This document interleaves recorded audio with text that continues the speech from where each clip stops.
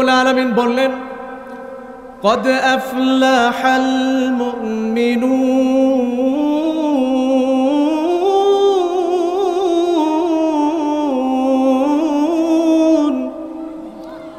আল্লাহ বললেন, কদ আফলাহাল মুমিনুন, মুমিন হলো তারা, সফল হলোই তারা। যারা মুমিন হলো তাদেরকে রব্বুল আলামিন সফল হিসেবে বলে দিয়েছেন। সুবহানাল্লাহ। পৃথিবীতে মানুষ বিভিন্ন ক্ষেত্রে সফল হয়। আমরা যদি দেখি অর্থর ক্ষেত্রে, ইন টার্মস অফ মানি, অর্থের মানদণ্ডে যদি কোনো মানুষ সবচেয়ে বেশি সফল হয়ে থাকে, সে ব্যক্তিটি হচ্ছে বর্তমান পৃথিবীর ইলন মাস্ক। চেনেন আপনারা? ইলন মাস্ক সবচেয়ে বড় লোক। টেসলা গাড়ি বানিয়েছে, কার অটোমেটিকলি চলে, আপনাকে ধরতেও হবে না, ছুতেও হবে না, অটোমেটিকলি চলতে থাকে। এই বুদ্ধি, এই জ্ঞান কে দিয়েছে বলেন? এরপরে স্পেস এক্স, সে রোবট বানিয়েছে, রকেট বানিয়েছে। তো আল্লাহ পাক তাকে এই যে জ্ঞানটুকু দিলেন, এই ব্যক্তি অর্থের মানদণ্ডে সবচেয়ে বেশি সফল। আমরা যদি দেখি শক্তির মানদণ্ডে কে সবচেয়ে বেশি সফল, আমরা দেখি আমেরিকার president Donald Trump. In terms of power সে সবচেয়ে বেশি সফল।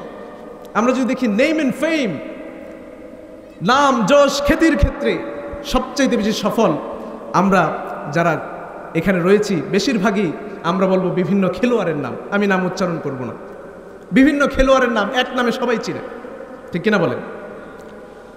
কিন্তু রব্বুল আলামিন বলে দিলেন, পৃথিবীর কোনো মানুষের অনেক অর্থ থাকতে পারে, কোনো মানুষের অনেক শক্তি থাকতে পারে, কোনো মানুষের অনেক নাম যশ খ্যাতি থাকতে পারে, কিন্তু কোনো মানুষের ভেতরে যদি ঈমানটুকু না থাকে, সে ব্যক্তি সফল কাম হতে পারে না, ঠিক কিনা? এই কথাটুকু একটি হাদিসের মাধ্যমে আমরা বুঝতে পারি। প্যারা নবী মুহাম্মদুর রাসূলুল্লাহ সাল্লাল্লাহু আলাইহি সাল্লাম এক হাদিসের মধ্যে বলে দিয়েছেন, কাল কিয়ামতের ময়দানে, কিয়ামতের বিভীষিকাময় সময়ে কাফেরদেরকে আল্লাহ পাক ডাক দিয়ে বলবেন, ও কাফেররা তোমরা এদিকে আসো, সামনে দাঁড়াও। কাফেররা যখন সামনে দাঁড়াবে, রব্বুল আলামিন বলবেন, ও কাফেররা, তোমরা কি পুরো পৃথিবীর সমান কোনো স্বর্ণ যদি আমি তোমাদেরকে দিয়ে দিই, এই পুরো পৃথিবীর সমপরিমাণ স্বর্ণ দিয়ে কি তোমরা আজকে আমার কাছ থেকে এই যে তোমরা জাহান্নামে গেলে, এই জাহান্নাম থেকে মুক্তি পেতে চাও? কাফেররা বলে উঠবে, হা আল্লাহ, আপনি যদি আমাদেরকে পুরো পৃথিবীর যতটুকু জায়গা রয়েছে সবটুকু জায়গার সমপরিমাণ যদি একটি স্বর্ণ আমাদেরকে দিয়ে দেন, আমরা এই স্বর্ণের বিনিময়ে আপনার কাছ থেকে মুক্তি পৌঁছাইব। আল্লাহ বললেন, ওরে বোকার দলেরা, তোমরা যখন দুনিয়াতে ছিলে, আমি তোমাদের কাছ থেকে একটি জিনিস চেয়েছিলাম, কোনো টাকা চাইনি, কোনো শক্তি চাইনি, কোনো নাম যশ খ্যাতি চাইনি, আমি শুধুমাত্র একটি কথা চেয়েছিলাম। সেই কথাটি যদি আজকে তোমরা মেনে এখানে আসতে পারতে, তাহলে তোমাদের জন্য নাজ ও নেয়ামতে ভরপুর সেই জান্নাতটি থাকতো। সেই কথাটি কি? একটি কথা, লা ইলাহা ইল্লাল্লাহু মুহাম্মাদুর রাসূলুল্লাহ সাল্লাল্লাহু আলাইহি ওয়াসাল্লাম। ঈমান। তাহলে এই হাদিস থেকে আমরা বুঝলাম যে ঈমান যদি কারো থাকে, কেমন যেন সে পুরো পৃথিবীর সমপরিমাণ কোনো স্বর্ণ, কোনো গোল্ড, এটির চাইতেও বেশি পরিমাণে শক্তিশালী এবং দামি হচ্ছে ঈমান, ঠিক কিনা বলেন? এই জন্য আমরা ঈমানদার হতে চাই কি চাই না বলেন? এই জন্য রব্বুল আলামিন কোরআনুল কারীমের মধ্যে সূরাতুল মুমিনুন নামে একটি সূরা দিলেন। যারা মুমিন হতে চায়, যারা সফল কাম হতে চায়, যারা জাহান্নাম থেকে মুক্তি পেতে চায়, যারা জান্নাতে যেতে চায়, আল্লাহ পাক তাদের জন্য সুন্দর করে একটি ভাইরাল সূরা করে দিলেন। এখন ভাইরাল শব্দ খুব খুব ভাইরাল, আল্লাহ ভাইরাল করে দিয়েছেন কোরআন শরীফ, যে এই জিনিসগুলো যদি তুমি জীবনে অর্জিত করতে পারো, তুমি যদি অর্জন করতে পারো, তাহলে তুমি সফল, তুমি জান্নাতে যাবে। সুবহানাল্লাহ পড়েন। এই জন্য আল্লাহ পাক সূরাতুল মুমিনুন নামে একটি সূরা দিলেন, আবার সূরাতুল কাফিরুন নামেও একটি সূরা দিলেন, আবার সূরাতুল মুনাফিকুন নামেও একটি সূরা দিলেন, আবার পুরুষদের নামে সূরা দিলেন, আবার নারীদের নামেও সূরা দিলেন, আবার জিন জাতির জন্য সূরা দিলেন, আবার মানুষের জন্য রব্বুল আলামিন কোরআনুল কারীমের মধ্যে সূরা দিলেন। সুবহানাল্লাহ, কি ব্যালেন্স দেখছেন? কি ব্যালেন্স! এত চমৎকারভাবে আল্লাহ পাক কোরআনুল কারীম নাজিল করেছেন। পৃথিবীর কোনো গ্রন্থ, কোনো বই এইভাবে একবার পড়লে পরে দ্বিতীয়বার পড়তে ইচ্ছে করে না, কিন্তু কোরআনুল কারীম যতবার পড়বেন, যতবার শুনবেন, মনে হবে যেন এই আমি প্রথমবারই শুনছি, এই আমি প্রথমবারই পড়ছি। আমার ভাইয়েরা যারা আরবি একটু কম পড়তে পারেন, ভাইয়েরা বাংলা তাফসীর পড়েন, কত ভালো লাগে না? হৃদয়টা ভরে যায় না? কত আনন্দ লাগে! কোরআনুল কারীমটা পড়বেন, আপনার যত টেনশন, যত ডিপ্রেশন, যত স্ট্রাগল, সব কিছু দেখবেন দূরীভূত হয়ে যায় একমাত্র কোরআনের বরকতে। সুবহানাল্লাহ। এই জন্য ভাইয়েরা আমার, আমরা মুমিন হতে চাই, কারণ পৃথিবীতে কোনো মানুষই সফল নয় সেই মানুষের ভেতরে যদি ঈমানটুকু না থাকে, সে ব্যক্তি কখনো সফল হতে পারে না। এই জন্য আমরা কি হতে চাই? মুমিন হতে চাই। কারা কারা মুমিন হতে চান? হাত তুলে দেখান। আল্লাহ পাক সকল ভাইকে মুমিন হওয়ার তৌফিক দান করে। সকলে পড়েন আমিন। ঈমানের পথে অবিচল থেকে আমার মরণ যেন হয়। সকলে পড়েন আমিন। ঈমানের পথে অবিচল থেকে আমার মরণ যেন হয়। তোমারই কাছে মিনতি আমার, তোমারই কাছে মিনতি আমার, মহামহিম দয়াময়। ঈমানের পথে অবিচল থেকে আমার মরণ যেন হয়। চিৎকার করে পড়েন আমিন। আল্লাহ পাক আমাদের সবাইকে মুমিন হওয়ার তৌফিক দান করেন। সকলে পড়েন আমিন। এই জন্য ভাইরা আমার বলছিলাম, কোনো ব্যক্তি যদি মুমিন হতে পারে সে সবচাইতে বেশি সফল কাম। মুমিন ছাড়া কেউ জান্নাতে যেতে পারবে না। মুমিন ব্যক্তির একটি বৈশিষ্ট্য হলো, মুমিনের হৃদয়ে থাকবে শাহাদাতের তামান্না। কোনো ব্যক্তির যদি শাহাদাতের তামান্না না থাকে, শাহাদাতের আকাঙ্ক্ষা না থাকে, কোনো ব্যক্তির যদি শহীদ হওয়ার আকাঙ্ক্ষা না থাকে, সেই ব্যক্তি কখনো মুমিন হতে পারে না। আমি আপনি শহীদ হতে পারি বা না পারি, আমার হৃদয়ের মধ্যে যদি শাহাদাতের তামান্না থাকে, শাহাদাতের ইচ্ছাটুকু থাকে, আমি যদি কিছুদিন পরে এমন হলো কোনো যুদ্ধ হয়নি, কোনো ইসলামিক যুদ্ধ আমাদের দেশে হয়নি, দেখা গেল আমি শহীদের তামান্না নিয়ে বিছানায় শুয়ে শুয়ে আমি মৃত্যুবরণ করলাম, কাল কিয়ামতের ময়দানে আমার এই তামান্নার কারণে, আমার এই আকাঙ্ক্ষার কারণে রব্বুল আলামিন আমাকে সেদিন শহীদদের কাতারে আমার নামটি লিখে দিবেন। আল্লাহু আকবার। এই জন্য হযরত ওমর রাদিয়াল্লাহু তাআলা আনহু বলতেন, আল্লাহুম্মা রযুকনি শাহাদাতান ফি সাবিলিক। ও আল্লাহ, আপনি আমাকে শাহাদাতের মৃত্যু দেন আপনার রাস্তায় জিহাদ করে, যেন আমি মৃত্যুবরণ করতে পারি, আমাকে সেই মৃত্যু দেন। ওয়াজআল মাউতি ফি বালাদি রাসূলিক, আমার মৃত্যুটা যেন রসুলের শহরে হয়, আমার মরণটা যেন এদিকে সেদিকে না হয়, আমার মরণটা যেন রাসূলুল্লাহ সাল্লাল্লাহু আলাইহি ওয়াসাল্লামের শহরে হয়। দেখুন, যারা মক্কা মদিনায় গিয়েছেন, মদিনার সেই রসূল করিম সাল্লাল্লাহু আলাইহি ওয়াসাল্লামের রওজা পাকের পাশেই তার প্রিয় বন্ধু হযরত আবু বকর এবং তার সঙ্গে হযরত ওমর রাদিয়াল্লাহু তাআলা আনহুম। সুবহানাল্লাহ পড়েন। আল্লাহ পাক তার এই দোয়াটুকু কবুল করেছেন। এই জন্য আমরা শহীদ হতে চাই।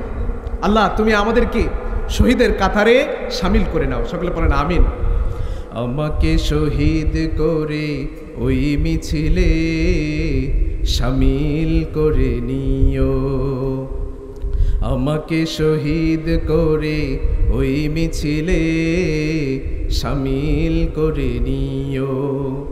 যে মিছিলের নেতা মীর হামজা, খুবাইব, খাব্বাব, আল্লাহর কাছে যারা অতি প্রিয়, শামিল করে নিও, আমাকে শহীদ করে ওই মিছিলে শামিল করে নিও।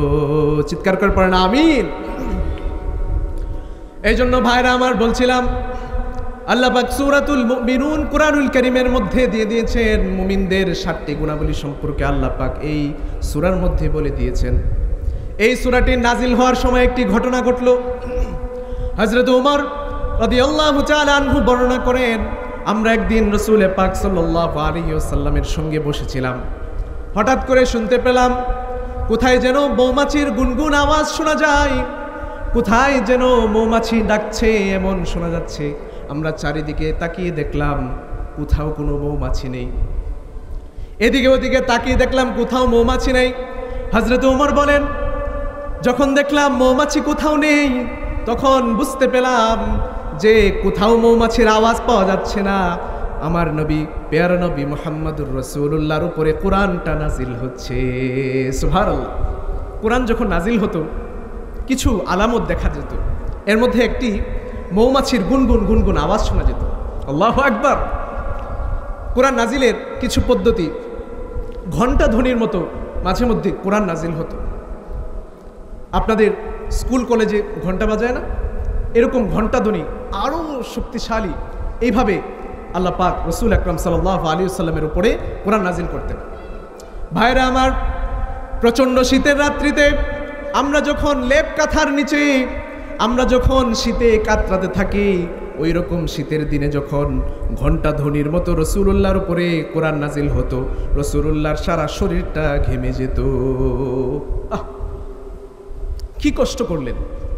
23টি বছর মানুষ এত বেশি কষ্ট দিল, এত বেশি অত্যাচার করলো। তিনি নামাজে দাঁড়ালে তার পিঠের মধ্যে এসে গরুর নাড়ি ভুঁড়ি মানুষেরা রেখে যেত। তিনি রাস্তা দিয়ে হেঁটে গেলে তাকে পাগল বলতো, তিনি রাস্তা দিয়ে হেঁটে গেলে তাকে গণক বলতো। এত বেশি কষ্ট দিত। একবার মসজিদে নববীতে পেয়ারা নবী নামাজ পড়ছিলেন, ওই অবস্থায় এক কাফের এসে তার গলা টিপে ধরল। এত বেশি কষ্ট দিল। এই এত কষ্টের ভেতরেও 23টি বছর আল্লাহ রাসূল সাল্লাল্লাহু আলাইহি ওয়াসাল্লামের উপরে যে কোরআনটি নাজিল হলো, সেই কোরআন আমরা পড়তে রাজি আছি না ইনশাআল্লাহ? আমরা প্রতিদিনই কোরআন পড়ব না ইনশাআল্লাহ? অন্তত কোরআনওয়ালাদের সঙ্গে সম্পর্ক রাখবো। অন্তত জামিয়া নিজামিয়া যেখানে কোরআনের কথা বলা হয়, যেখানে কোরআনের শিক্ষা দেওয়া হয়, সেই মাদ্রাসার সঙ্গে আমরা সম্পর্ক রাখবো, পারবো না ইনশাআল্লাহ? যেই কথাটি বলছিলাম, হযরত ওমর রাদিয়াল্লাহু তাআলা আনহু তিনি বললেন, মৌমাছির গুনগুন আওয়াজ যখন আমরা শুনতে পেলাম, কিছুক্ষণ পর পেয়ারা নবী হঠাৎ করে হাসি দিলেন। পেয়ারা নবী বলতে লাগলেন, ও সাহাবায়ে কেরাম, তোমরা কি টের পেলে আমার উপরে কোরআন নাজিল হলো? আমার উপরে সূরাতুল মুমিনুনের 10টি আয়াত নাজিল হলো। কেউ যখন মৃত্যুবরণ করে, কোনো মানুষ যখন মৃত্যুবরণ করে আর তার সন্তানরা যখন পৃথিবীতে থাকে, ওই মানুষটা মৃত্যুবরণ করার সঙ্গে সঙ্গে যেমন করে তার সন্তান তার সম্পদের মালিক হয়ে যায়, ওয়ারিশ হয়ে যায়, আমার কাছে এই মুহূর্তে 60টি গুণের কথা বলা হলো। এই 60টি গুণ কেউ যদি তার জীবনে ফিট করে ফেলতে পারে, কাল কিয়ামতের ময়দানে জান্নাতুল ফেরদৌসের মালিক আল্লাহ তাকে বানিয়ে দিবেন। সুবহানাল্লাহ। আর জোরে পড়েন সুবহানাল্লাহ। প্যারা নবী সাল্লাল্লাহু আলাইহি ওয়াসাল্লাম যখন মৃত্যুবরণ করলেন, সাহাবায়ে কেরামরা হযরতে আয়েশা রাদিয়াল্লাহু তাআলা আনহার কাছে আসলেন। কৌতূহলী জিজ্ঞাসা মনে তারা জিজ্ঞেস করলো, ও মা, আমাদের নবীর চরিত্র কেমন ছিল, নবীজি কেমন ছিলেন? মা আয়েশা বললেন, কানা খুলুকুহু আল কুরআন, তোমাদের নবীর চরিত্র ছিল কোরআনের চরিত্র। কোরআন যেমন তোমার নবীজিও এরকম ছিল। তোমাদের নবীজির চেহারাটা, তোমাদের নবীজির 23টি বছর পুরো জীবন সব কিছু যেন কোরআনের প্রতিচ্ছবি, কোরআনের মতোই তোমাদের নবী ছিল। সুবহানাল্লাহ। কোরআনে আপনার যেই কথাগুলো বলা হলো, থিওরিটিক্যালি যা যা বলা হয়েছে, রাসূল আকরাম সাল্লাল্লাহু আলাইহি ওয়াসাল্লামের জীবনে প্র্যাকটিক্যালি আল্লাহ পাক এই সবগুলো বিষয় দেখিয়ে দিয়েছেন। সুবহানাল্লাহ পড়েন। সাহাবায়ে কেরাম বললেন, এত সংক্ষিপ্তভাবে কেন বললেন? একটু ব্যাখ্যা করে বলুন। মা আয়েশা রাদিয়াল্লাহু তাআলা আনহা বললেন, ব্যাখ্যা শুনতে চাও তাহলে শুনে রাখো। কোরআনুল কারীমের মধ্যে সূরাতুল মুমিনুন নামে একটি সূরা রয়েছে। এই সূরাতুল মুমিনুনের মধ্যে মুমিনের 60টি গুণ বর্ণনা করা হয়েছে। মুমিনের 60টি গুণ তোমাদের নবী মুহাম্মদুর রাসূলুল্লাহ সাল্লাল্লাহু আলাইহি ওয়াসাল্লামের জীবনের মধ্যে ছিল। সুবহানাল্লাহ। তাহলে এই 7টি গুণ আমরা অর্জন করতে চাই তো? আল্লাহ পাক আমাদেরকে অর্জন করার তৌফিক দান করেন, সকলে পড়েন আমিন। এই জন্য আল্লাহ পাক বললেন, قد أفلح المؤمنون الذين هم في صلاتهم خاشعون। মুমিন তারাই হচ্ছে সবচাইতে বেশি সফল কাম, যারা ঈমান আনলো, আল্লাহর প্রতি খাঁটি সাচ্চা ঈমান আনলো। এই জন্য আমাদের ঈমান হতে হবে খাঁটি, নিট অ্যান্ড ক্লিন, পিওর।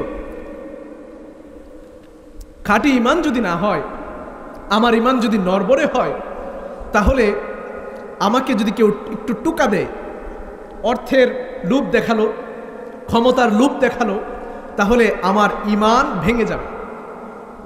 এই জন্য ভাইরা আমার মন মতো হয়নি, এই জন্য আমি এদিকে চলে গেলাম। আমি কোরআন মানি, হাদিস মানি না। আবার কেউ আছে হাদিস মানে, কোরআন মানে না, আছে না নাই বলেন? অর্থাৎ আমার মন যেদিকে চায় আমি সেদিকেই যাই, এরকম করা যাবে? আবার আমার সোনার বাংলাদেশে কোরআন অবমাননা হয়, ঠিক কিনা? আমরা দেখলাম নর্থ সাউথ ইউনিভার্সিটিতে একজন শিক্ষক ক্লাসের মধ্যে কোরআনের রেফারেন্স দেওয়ার কারণে তাকে সেই ইউনিভার্সিটি থেকে তাকে বের করে দেওয়া হলো। কিন্তু আমার কোরআনকে একটি ছেলে অবমাননা করলো অপূর্ব পাল নামে, আমরা দেখলাম তাকে সেফ এক্সিট দিল। তাকে বলা হলো পাগল। কি ব্যাপার? কোরআনকে অবমাননা করলে তাকে পাগল বানিয়ে দিচ্ছেন আপনারা। অন্য কিছু করলে তখন পাগল নয়, কোরআন অবমাননা করলেই তাকে আপনারা পাগল বলে তাকে আপনারা সেফ এক্সিট দিচ্ছেন, তাকে বাড়িতে পৌঁছে দিচ্ছেন। এ কেমন চরিত্র আপনাদের? এই জন্য আমাদের স্পষ্ট কথা, তুমি আমাকে গালি দিতে পারো, আমি কিচ্ছু মনে করব না। তুমি আমার পিতাকে গালি দিতে পারো, আমি কোনো কিছু মনে করব না। তুমি আমার মাকে গালি দিতে পারো, তাও আমি কোনো কিছু মনে করব না। কিন্তু তুমি আমার কোরআনকে অবমাননা করবে, তুমি আমার নবীকে অবমাননা করবে, তুমি আমার আল্লাহকে অবমাননা করবে, তৌহিদি জনতা এটি মেনে নিতে পারে না, ঠিক কিনা? এই জন্য আমাদের দাবি হলো, এই ডেমরার চৌরাস্তার মোড়ে কোরআন যদি কেউ অবমাননা করে, তাকে চৌরাস্তার মোড়ে প্রকাশ্যে ফাঁসির কাস্টে ঝুলাতে হবে, ঠিক কিনা? এই দাবিগুলো আপনাদের তো, হ্যাঁ?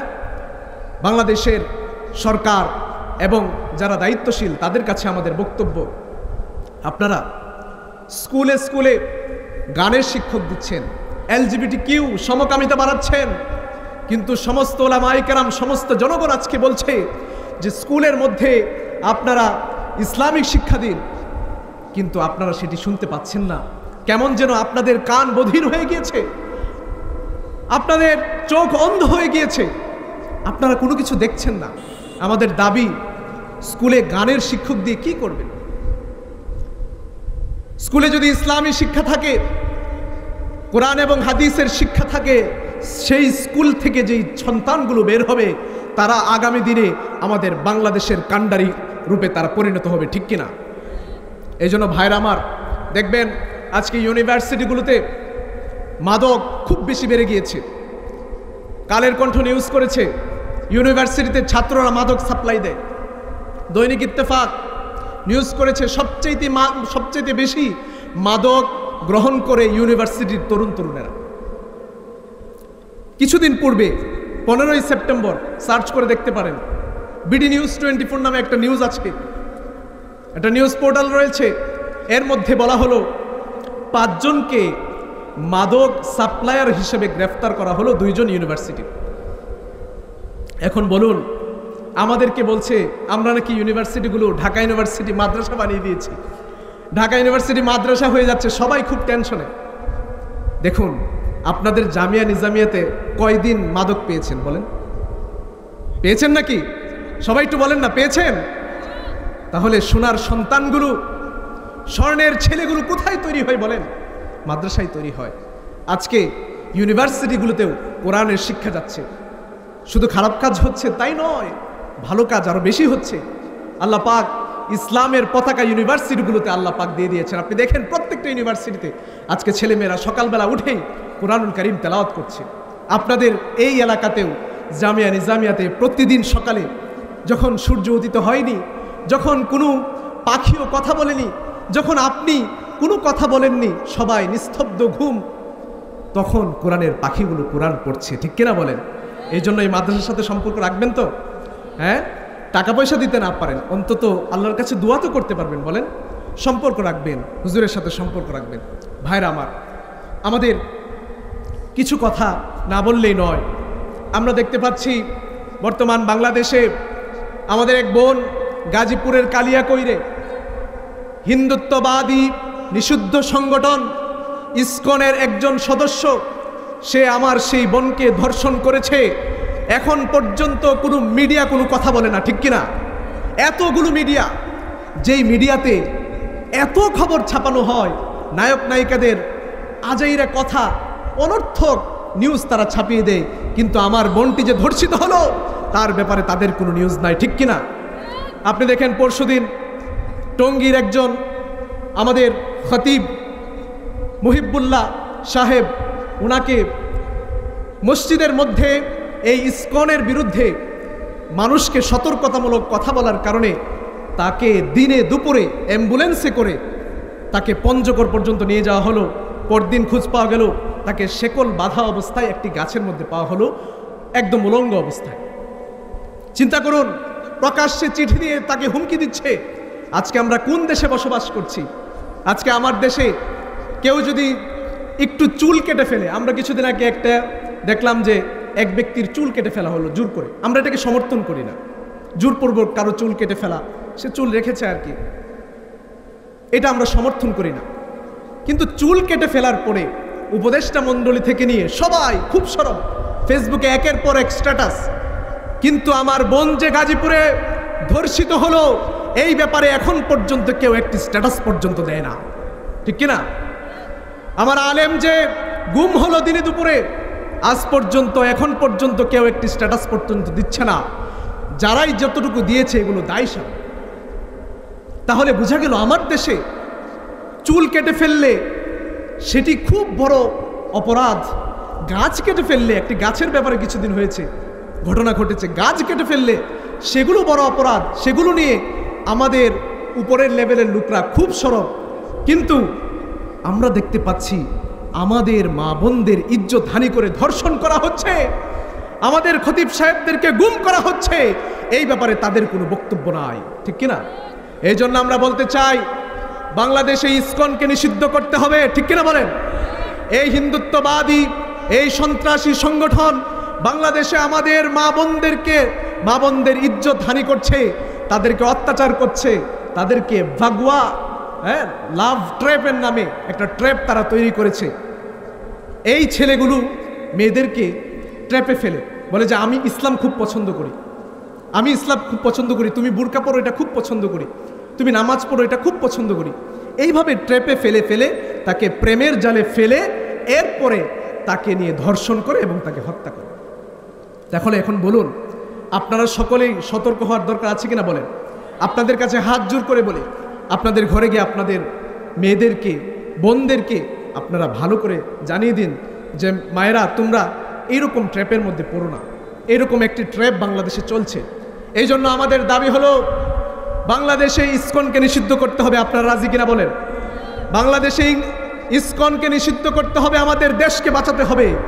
আপনারা ওই খতিব সাহেবের বক্তব্য শুনবেন, অনলাইনে ছড়িয়ে ছিটিয়ে রয়েছে। তিনি বললেন বিএনপি, এনসিপি, জামাত, যত দল আছে সমস্ত দলকে তারা নিচে নামিয়ে দিতে চায়, কারণ প্রত্যেকটা দলই তো ইসলামকে ভালোবাসে, ঠিক কিনা বলেন?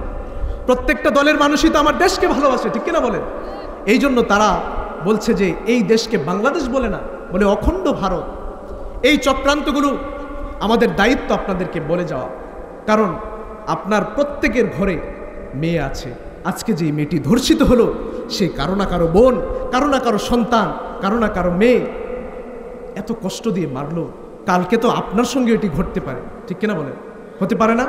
এই জন্য আমাদেরকে সতর্ক থাকতে হবে, পারবো না ইনশাআল্লাহ? মা বোনদের কানে আমার যে আওয়াজ যাচ্ছে, আপনাদের কাছে হাত জোর করে বলি, আপনারা মুমিন হন, ঈমান বাড়ান, এইসব লাভ ট্র্যাপ এগুলোর মধ্যে আপনারা পড়বেন না। আপনাদের সন্তানগুলোকে আপনারা সতর্ক করে দিবেন। আল্লাহ পাক আমাদের মা বোনদের ইজ্জতগুলোকে হেফাজত করেন, সকলে পড়েন আমিন। এই জন্য ভাইরা আমার বলছিলাম, আমাদের যদি ইমান শক্তিশালী না থাকে, আমাদেরকে কেউ টোকা দিলে আমাদের ইমানটা নড়ে যায়, আমাদেরকে কেউ অর্থ দেখালে আমাদের ইমানটা নড়ে যায়, আমাদেরকে যদি কেউ শক্তি ক্ষমতার লোভ দেখায় আমাদের ইমানটা দুর্বল হয়ে যায়। তখন আমি কোরআনকে মানতে চাই না, আমি হাদিসকে মানতে চাই না, আমার মনের বিরুদ্ধে গেলে আমি সেটারও বিরুদ্ধে চলে যাই। যে কথাটুকু বলছিলাম, আমাদের ইমান হবে নিট অ্যান্ড ক্লিন, ফ্রেশ ইমান হতে হবে, আমাদের ইমান হতে হবে ফ্রেশ ইমান।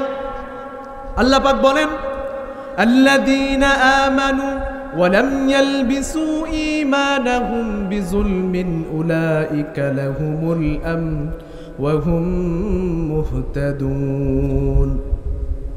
মুমিনের ইমান হবে খাঁটি ইমান, মুমিনের ইমানের মধ্যে কোনো ভেজাল থাকবে না, মুমিনের ইমানের মধ্যে কোনো জুলুম থাকবে না, মুমিনের ইমান হবে খাঁটি ইমান। খাঁটি ইমানদার যদি কেউ হয়, রব্বুল আলামিন তার সর্বোচ্চ নিরাপত্তা দান করেন। আল্লাহু আকবার।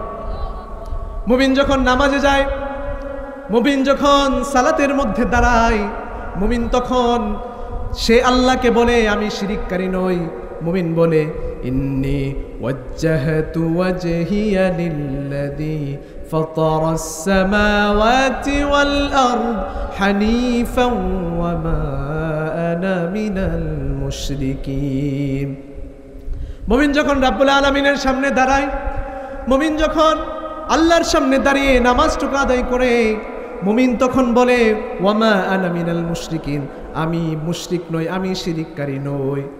আবার মুমিন যখন হজের মধ্যে যায়, মুমিন যখন হজ পালন করতে যায়, মুমিন বলে লাব্বাইক আল্লাহুম্মা লাব্বাইক লাব্বাইক লা শারীকা লাক লাব্বাইক।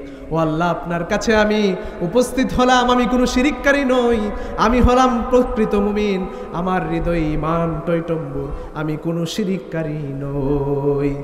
তাহলে বোঝা গেল আমাদের ঈমানটা হবে খাঁটি ফ্রেশ, এই ঈমানের মধ্যে কোনো শিরিক থাকতে পারে না। কত ভালো লাগে যারা আপনারা হজ করেছেন, উমরা করেছেন, আল্লাহর ঘরটা দেখলে ভালো লাগে না? নবীজির রওজাটা জিয়ারত করলে, ওই শহরটা দেখলে ভালো লাগে না? বলেন, কত টাকা লাগে? এখন তো টাকা আরো কমে গিয়েছে, আমরা দেখছি প্রায় 1.5 লক্ষ বা এর কমে টাকায় এখন আপনার উমরা হজ করা যায়, তাই না? খুব মুরদ আছে। আইফোন 17 প্রো যেদিন লঞ্চ হবে, দোকানের সামনে ফজরের আগে থেকেই মানুষ গিয়ে ভিড় করতেছে, কখন সে আইফোন 17 প্রো কিনবে 2 লক্ষ টাকার উপরে।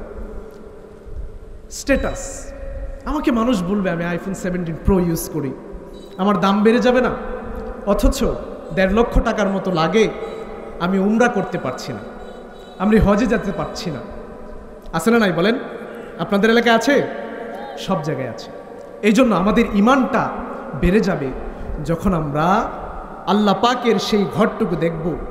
আল্লাহর ঘর যখন দেখব, আমরা যখন নবীজির শহরে মদিনার মধ্যে যখন আমরা ঘুরতে থাকব, আমরা যখন মদিনার অলিতে গলিতে হাঁটতে থাকব, আমরা যখন সিরাতের পাতাগুলো উল্টাতে থাকব, আর মদিনার শহরে আমরা যখন হাঁটতে থাকব, আমাদের চোখের মধ্যে, আমাদের হৃদয়ের মধ্যে রসুল আকরাম সাল্লাল্লাহু আলাইহি ওয়াসাল্লামের সেই সময়ের ঘটনাবলী কেমন যেন মনে হবে রসুল এই পথ দিয়ে হাঁটছেন। বদরের সেই প্রান্তরে আমরা যখন দাঁড়াবো, আমাদের হৃদয়টা কোমল হয়ে যাবে, আমাদের হৃদয়টা গলে যাবে, সফট হয়ে যাবে। আমরা বুঝতে পারবো, আহ, প্যার নবী মুহাম্মদ রাসূলুল্লাহ সাল্লাল্লাহু আলাইহি ওয়াসাল্লাম ওই বদরের প্রান্তরে কত কষ্ট করলেন। এই জন্য আমরা যেতে চাই না মক্কা মদিনা? আমরা নবীজিকে ভালোবাসি তো? কে কে ভালোবাসেন হাত তুলে দেখান। আল্লাহ পাক সবাইকে কবুল ও মঞ্জুর করেন, সকল পড়েন আমিন। আসুন, নবীজির শানে এক কবি বড় চমৎকারভাবে লিখেছেন, আমরা চোখটাকে বন্ধ করে নবীজির নামটাকে একটু বলি। বলবেন না আমার সাথে? পারবেন সবাই? নবী নবী নবী নবী নবী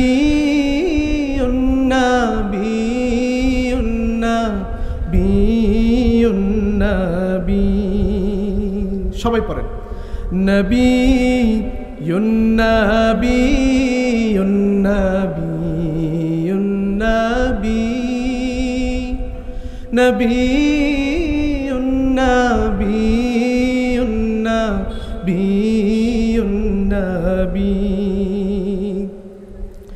फासलों को तकल्लुफ है हम से अगर हम भी बेबस नहीं बेसहारा नहीं खुद उन्हीं को पुकारेंगे हम दूर से रास्ते में अगर पाँव थक जाएंगे नबी युन्नबी युन्नबी युन्नबी नबी युन्नबी युन्नबी युन्नबी हम मदीने में तन्हा निकल जाएंगे और गलियों में तन्हा निकल जाएंगे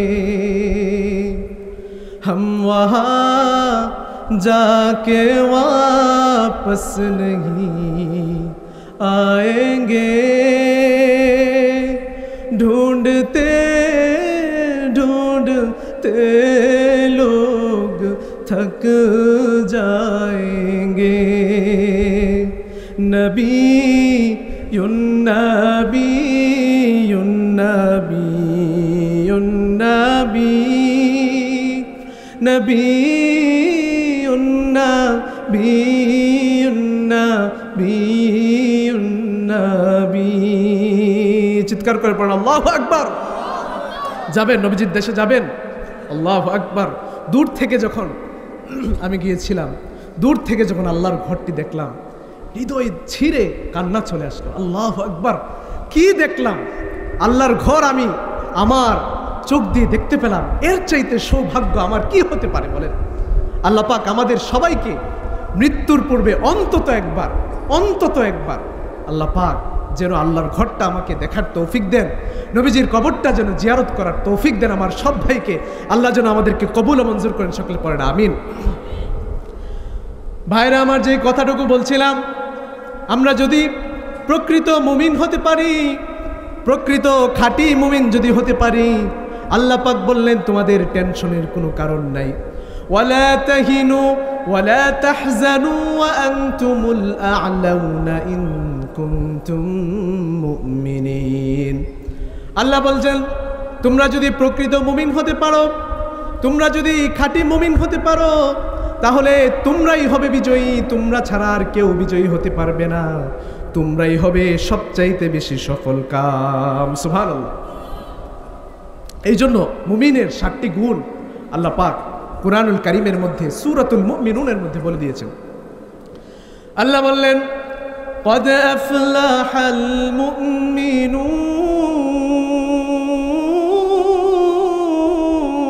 المؤمنون الذين هم في صلاتهم خاشعون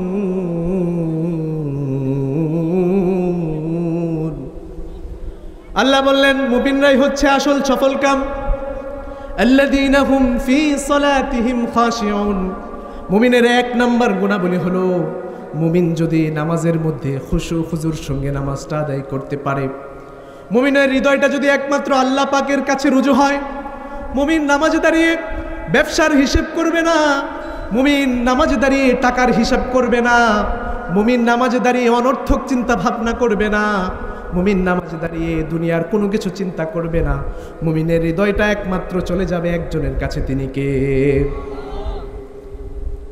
আল্লাহ রাসূল সাল্লাল্লাহু আলাইহি ওয়াসাল্লাম বললেন হাদিসে পাকের মধ্যে যদি তোমরা আসলেই খুশুর সঙ্গে নামাজ আদায় করতে চাও তাহলে একটি কাজ করবে আল্লাহ রাসূল বললেন তোমরা যখন নামাজ পড়বে তখন তোমাদের হৃদয়টা আল্লাহর কাছে চলে যাবে তোমরা নামাজের মধ্যে দাঁড়িয়ে দাঁড়িয়ে চিন্তা করবে যে তুমি আল্লাহকে দেখছো, তুমি যদি এমনটি না করতে পারো, তুমি যদি মনে করতে না পারো যে তুমি আল্লাহকে দেখছো, এমনটি যদি না হয়, তুমি মনে মনে ভাববে যে আল্লাহ পাক তোমাকে স্বয়ং দেখছেন, আর আল্লাহ পাক তোমাকে সৃষ্টি করলেন, সেই মহান মালিক তোমাকে দেখছেন, তুমি কি নামাজে দাঁড়িয়ে এদিক সেদিক করতে পারবে?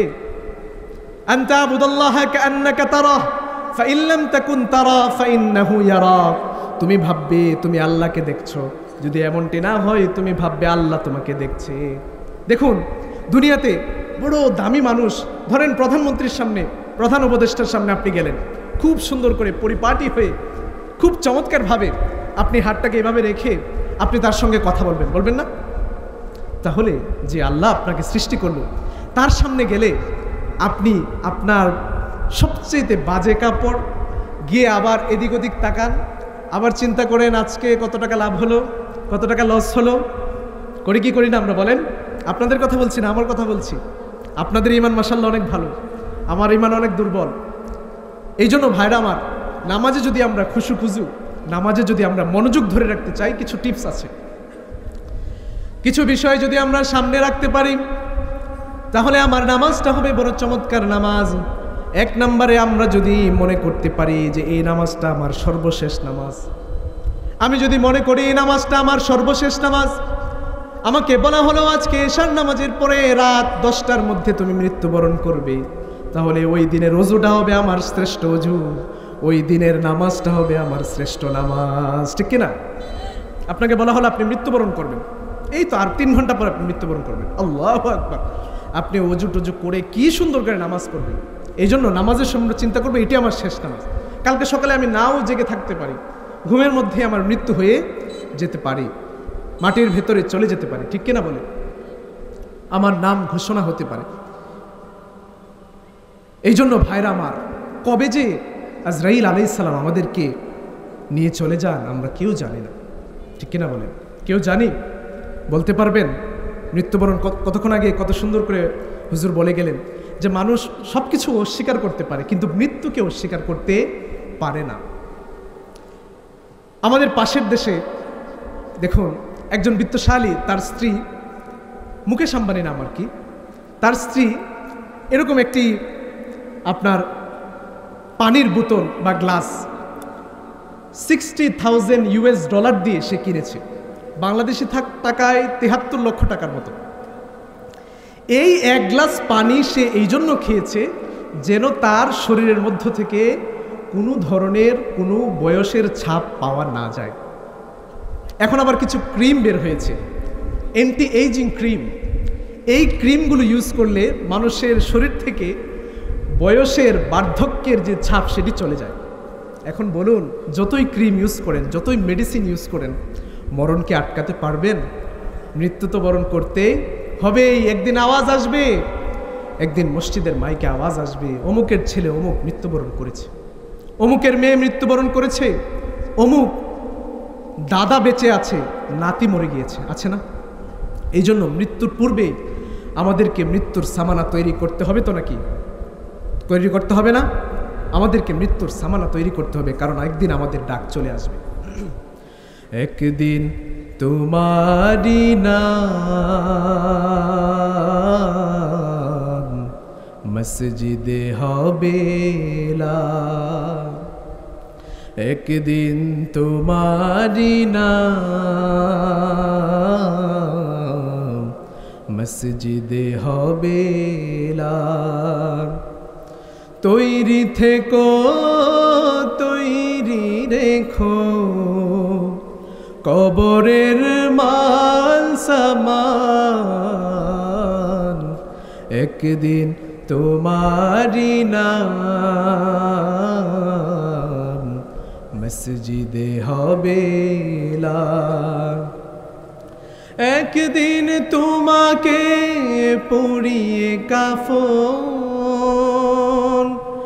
সঙ্গী স্বজন করবে দাফন, হঠাৎ চলে যাবে আদরের ধন, প্রিয় মা বাবার ভাসিয়ে নয়ন। তৈরি থেকো, সুন্নতি আমল ঈমান, একদিন তোমারি নাম মসজিদে হবে এলান। ঠিক কিনা? এলান হয় না? আমারও এলান হবে, আপনারও এলান হবে, সবাইকে চলে যেতে হবে। ঠিক কিনা? এই জন্য ভাইরা আমার, মুমিন ব্যক্তি যখন নামাজে দাঁড়াবে, মুমিন চিন্তা করবে এই নামাজের পরে আমি মৃত্যুবরণ করতে পারি। মুমিন যদি চিন্তা করে এই নামাজের পরে আমার মৃত্যু চলে আসবে, তাহলে মুমিনের নামাজটা হবে বড় প্রকৃত নামাজ। হাদিসে পাকের মধ্যে আমরা দেখতে পাই, প্যার নবী সাল্লাল্লাহু আলাইহি সাল্লাম জাতুর রিকা নামক একটি যুদ্ধাভিযানে তিনি বের হলেন। যুদ্ধাভিযানে বের হওয়ার পরে তখনকার সময়ে একটি ঘটনা ঘটে গেল। একজন মুশরিকের স্ত্রীকে এক ব্যক্তি হত্যা করে ফেলল। ওই মুশরিকের স্ত্রীকে যেহেতু হত্যা করলো, মুশরিক রাগে রাগান্বিত হয়ে সে প্যারে নবীকে খুঁজতে লাগলেন, মুহাম্মাদুর রাসূলুল্লাহকে হত্যা করার জন্য খুঁজতে লাগলেন। জাতুর রিকার যুদ্ধাভিযানে বের হয়ে হঠাৎ করে এদিকে প্যারে নবী মুহাম্মাদুর রাসূলুল্লাহ সাল্লাল্লাহু আলাইহি ওয়াসাল্লাম একটি জায়গার মধ্যে এসে বললেন, আসো আমরা কিছুক্ষণ এখানে বিশ্রাম গ্রহণ করি। কিছুক্ষণ বিশ্রাম গ্রহণ করার পরে তারপর আমরা যুদ্ধাভিযানে রওনা করব। দুইজন সাহাবীকে পাহারা দেওয়ার জন্য নিযুক্ত করলেন। একজন হলো মুহাজির, একজন হলেন আনসার। দুইজন সাহাবীকে বললেন, তোমরা এখানে দাঁড়িয়ে দাঁড়িয়ে আমাদেরকে তোমরা পাহারা দাও। মুহাজির সাহাবী তিনি যখন ওই পাহারাদার অবস্থায় ছিলেন, তিনি সেখানে ঘুমিয়ে গেলেন। আর আনসার সাহাবী তিনি উঠে নামাজ আদায় করতে লাগলেন। ভাইরা আমার, এর ভিতরে ওই মুশরিক ব্যক্তি সে হুজুরে পাক সাল্লাল্লাহু আলাইহি ওয়াসাল্লামকে খুঁজতে খুঁজতে এখানে চলে আসলো। এসে দেখে এক ব্যক্তি নামাজ আদায় করছে আর এক ব্যক্তি ঘুমাচ্ছে। সে বুঝতে পারলো এই তো সুযোগ আক্রমণ করার। হযরতে আব্বাদ বিন বিশর রাদিয়াল্লাহু তাআলা আনহুমা তিনি নামাজ আদায় করতেছিলেন। তিনি যখন নামাজ পড়ছিলেন, ওই নামাজের মধ্যে ওই মুশরিক ব্যক্তি গুনে গুনে 3টি তীর তার শরীরের মধ্যে নিক্ষেপ করলো। হযরতে আব্বাদ বিন বিশর রাদিয়াল্লাহু তাআলা আনহু নামাজ ছাড়লেন না। আল্লাহু আকবার! 3টা তীর তার শরীরের মধ্যে বেঁধে যাওয়ার পরেও তিনি নামাজ ছাড়লেন না। ওই মুহাজির সাহাবী যখন উঠলেন, উঠে যখন দেখলেন 3টা তীর তার শরীরের মধ্যে, মুহাজির সাহাবী এবং অন্যান্য সাহাবায়ে কেরামরা বলতে লাগলেন, কি ব্যাপার ও আব্বা, তোমার কি হয়ে গেল? তোমার কি শরীরের মধ্যে একটু আঁচ করে নাই? তুমি কি আঘাত পাও নাই? 3টি তীর তোমার শরীরের মধ্যে ভেদ করে চলে গেল, তুমি তো নামাজ ছাড়লে না। আব্বাদ বিন বিশ বলেন, ও সাহাবায়ে কেরাম, তোমরা জানো না আমি এমন একটি মধুর সূরা তেলাওয়াত করছিলাম, ওই সূরাটি তেলাওয়াতের সময় আমার শরীরের মধ্যে তীরগুলো বিঁধল।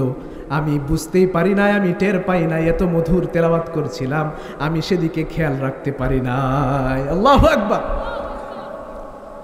কি নামাজ, চিন্তা করেন।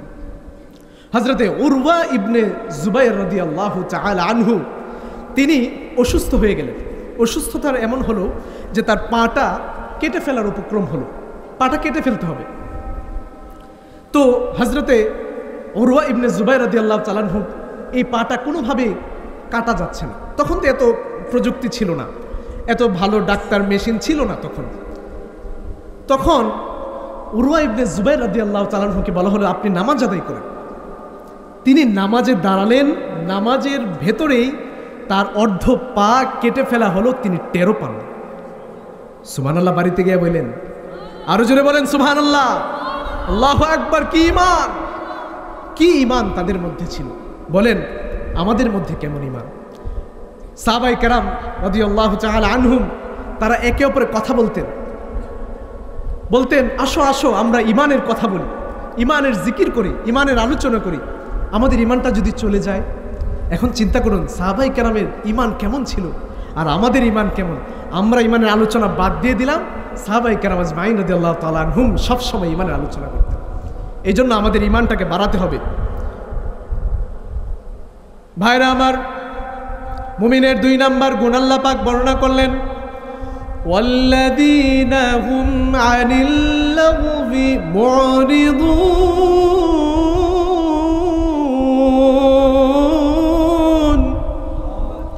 ওয়াল্লাযীনা হুম আনিল লাগবি মুরিদুন। মুমিন যারা হবে তারা অনর্থক কাজ করতে পারে না। মুমিন ব্যক্তি অযথা কাজ করতে পারে না। মুমিন ব্যক্তি সবসময় অর্থবহ কাজ করবে। যেই কাজের মধ্যে দুনিয়ারও ফায়দা নাই, যেই কাজের মধ্যে আখেরাতেরও ফায়দা নাই, ওই কাজ মুমিন করতে পারে না। বাজারে গিয়ে বসলেন, হাইরে আড্ডা চলছে, অমুক প্লেয়ার কত রান করছে, অমুকে ছক্কা মারলে জিতে যেত, অমুক নেতা কি করছে, অমুকের ঘরে ওর বউ কি করছে, ওর সন্তান কি করছে, এগুলো নিয়ে আপনার মাথা ব্যথা, আপনার ঘরের খবর নাই। আছে না নাই বলেন? অনর্থক কাজ। আপনি দেখবেন অনর্থক টাকা উড়াই আমরা। ওই যে বললাম আইফোনের কথা, এরকম অনর্থক টাকা খরচ করি। ওদিকে দেখবেন স্টেশনগুলোতে যান, কমলাপুরে যান, আপনি এয়ারপোর্টে যান, আপনি সদরঘাটে যান, দেখেন কত মানুষ না খেয়ে মরছে। সামনে শীত আসতেছে, শীতের মধ্যে দেখবেন মানুষ না খেয়ে অনাহারে শীত বস্ত্র কোথায় পাবে, এভাবেই শুয়ে আছে, শীতে কাতরাচ্ছে। হয় না ভাই? তো আমরা তাদেরকে কেন দুটো পয়সা দিতে পারি না? আপনারা দেখবেন বছর শেষ হচ্ছে, 31st নাইট হয় না? হয় কি হয় না বলেন? কত টাকা খরচ করে আপনাদের ঢাকা শহরে? ডেমরাতে বোধহয় খরচ করে না, হ্যাঁ? আতশবাজি করে না বোধহয়? কত টাকা খরচ করে? ভাইরা আমার, আপনাদের কাছে বিনীত অনুরোধ, এই কাজটি করবেন না। দেখুন, আমরা পত্রিকায় দেখলাম, আপনারা ঘাটলে পাবেন, ডিজে পার্টিতে দুইজন যুবক ডিজে পার্টি নিয়ে তারা ঝগড়া করে একজন আরেকজনকে মেরে ফেলল। পত্রিকা নিউজ হয়েছে। কিছু বছর পূর্বে ঢাকা শহরের একজন ছেলে, নাম উমায়ের, সে রাত্রিবেলায়, ছোট বাচ্চা, রাত্রিবেলায় সে আতশবাজির আওয়াজে বারবার কেঁপে উঠছিল। পত্রিকায় সার্চ করলেই পাবেন, অনলাইনে সার্চ করলেই পাবেন। উমায়ের রাত্রিবেলা বারবার কেঁপে উঠছিল, বারবার কেঁপে উঠছিল। পরদিন সকালবেলা সেই ছেলেটি মৃত্যুবরণ করল। আহা! এরপরে আরেকজন শিশু এই আতশবাজির আগুনে দগ্ধ হয়ে সে মৃত্যুবরণ করল। বলেন, গুনাহের মাত্রা কোথায় চলে গেল আমাদের? গুনাহ করতে করতে কোথায় চলে গেল আমরা? আহা! আমাদের মৃত্যুর খবর নেই, আমাদের মরতে হবে, এগুলোর কোনো খবর নেই। আমরা নিয়ে পড়ে আছি এই সেই, এদিক ওদিক। এই জন্য ভাইরা আমার, মুমিন কখনো অনর্থক কাজ করতে পারে না। মুমিন সবসময় অর্থবহ কাজ করে। মুমিন সবসময় দুনিয়া এবং আখেরাতে সফল হতে পারে, এই রকম কাজ করতে পারে। শুধুমাত্র আখেরাতে সফল হওয়ার কথাই আল্লাহ বলেন নাই, দুনিয়াতে সফলতার কথাও আল্লাহ বলেছেন। আমি বলছি না যে আপনি আপনার সন্তানকে ডাক্তার ইঞ্জিনিয়ার বানাবেন না, শুধু মাদ্রাসায় দিয়ে দিবেন। হ্যাঁ, আপনার ছেলেকেও ডাক্তার ইঞ্জিনিয়ার বানাতে হবে, কারণ এখন তো সব কষাই হয়ে গেছে, এখন সব অর্থ ইনকামের অবস্থা হয়ে গিয়েছে। আপনার সিজারের রোগী দেখবেন সবচেয়ে বেশি, নর্মালি এখন হয়ই না, গেলেই দেখবেন কেটে ফেলছে। অথচ আমাদের বাপ দাদার সময়ে সিজার কি জিনিস এটা মানুষ বুঝতোই না, ঠিক কিনা বলেন? এই জন্য ভাইরা আমার, আমাদের সন্তানগুলোকে ডাক্তার ইঞ্জিনিয়ার বানাবো, কিন্তু আমাদের সন্তানগুলোকে ইসলামের প্রাথমিক শিক্ষাগুলো আমাদেরকে দিতে হবে। ইসলামের প্রাথমিক শিক্ষাগুলো যদি না দেই, আপনারা দেখেছেন কিছুক্ষণ পূর্বে একটি ছেলে আল্লাহ পাকের 99টি নাম সে মুখস্থ বলে ফেলল। আল্লাহু আকবার বলেন। অন্তত প্রাথমিক শিক্ষাটা যদি আপনি না দেন, দেখবেন আপনার সন্তান, ওই যে করোনাকালীন সময়ে সন্তানগুলো যেমন করে ওই আমেরিকা থেকে সে লাইভে তার পিতামাতাকে দেখছে মৃত্যুবরণ করছে, বাংলাদেশে বসে সে বলছে আমি আমার পিতাকে ধরবো না, হুজুরদেরকে ফোন দিয়েছে, বিভিন্ন সংস্থাকে ফোন দিয়েছে, আমরা ধরবো না, আমাদের করোনা হয়ে যাবে, নিয়ে যান। এইরকম সন্তানের প্রয়োজন আছে বলেন? এত কষ্ট করে সন্তানটাকে বড় করলেন, এত কষ্ট করে মানুষ করলেন, মাথার ঘাম পায়ে ফেলে মানুষ করলেন। আমারও সন্তান আছে, আপনাদেরও সন্তান আছে, সবাই আমরা বুঝি। তাহলে এত কষ্ট করে সন্তানকে বড় করলাম, মৃত্যুর পরে যদি সেই সন্তান একটু দোয়াটুকু করতে না পারে, অন্তত 5টা টাকা দান করতে না পারে আমার জন্য, সেই সন্তানের আমাদের প্রয়োজন নাই, ঠিক কিনা বলে? এই জন্য ভাইরা আমার, সন্তানগুলোকে আমরা ইমানদার বানাতে হবে। সন্তানগুলোকে আমরা অন্তত পক্ষে প্রাথমিক শিক্ষাগুলো দিতে হবে। রাজি আছেন ইনশাআল্লাহ? আমরা বলছিলাম মুমিনের 7টি গুণের কথা আল্লাহ পাক এই সূরার মধ্যে বলে দিয়েছেন 2 নাম্বার গুণ হচ্ছে মুমিন অনর্থক কাজ করতে পারে না। আমাদেরকে অনর্থক কাজের জন্য বানানো হয় নাই, কারণ মুমিন যেই কথাই বলে, যেই কাজই করে, মুমিনের সেই কথাগুলো কিরামান কাতিবিন লিখে লিখে রাখছে, ঠিক কিনা? কিরামান কাতিবিন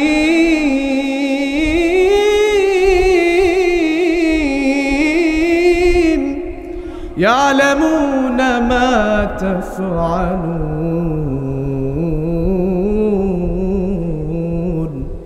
কিরামান কাতিবিন আমাদের সর্বাবস্থায় আমরা যা করছি, যা বলছি সব কিছু লিখে রাখছে। এই জন্য ভাইরা আমার, আমাদের কাজগুলো হবে অর্থবহ কাজ। মুমিনের 3 নাম্বার গুণাবলী, মুমিন যাকাত আদায় করবে। আপনারা কারা কারা যাকাতের নেশাব আপনাদের হয়েছে একটু হাত তুলে দেখাবেন। কারা কারা যাকাত দেন? মাশাআল্লাহ, অনেকেই যাকাত দেন। আল্লাহ পাক আমাদের ভাইদেরকে কবুল করেন, সকল করেন আমিন। যাকাতটা আমরা আদায় করব। যাকাত যদি আমরা আদায় না করে করতে পারি, আমরা যদি টাকাগুলো খেয়ে ফেলি, যাকাত যদি গরিবকে না দেই, তাহলে কাল কিয়ামতের ময়দানে আমাদেরকে জাহান্নামের আগুন স্পর্শ করবে।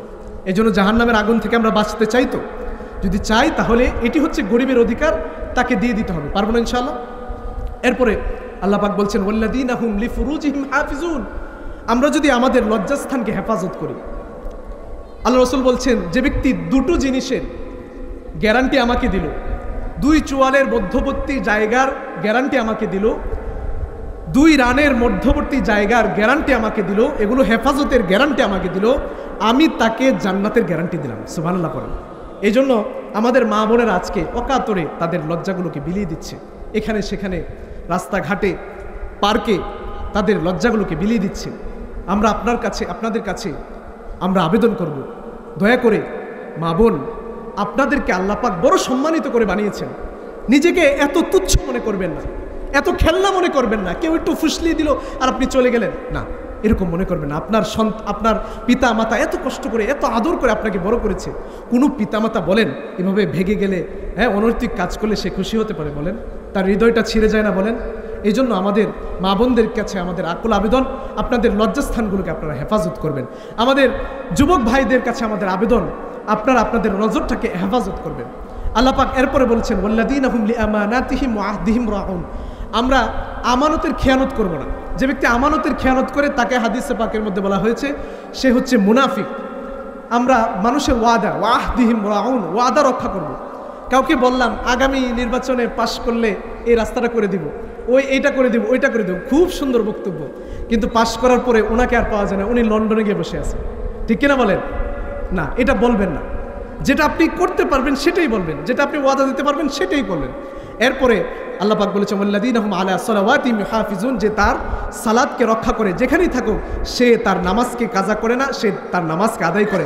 আল্লাহ পাক আমাদেরকে এই 7টি গুণের উপরে আমল করার তৌফিক দান করেন। সকলে পড়েন আমিন।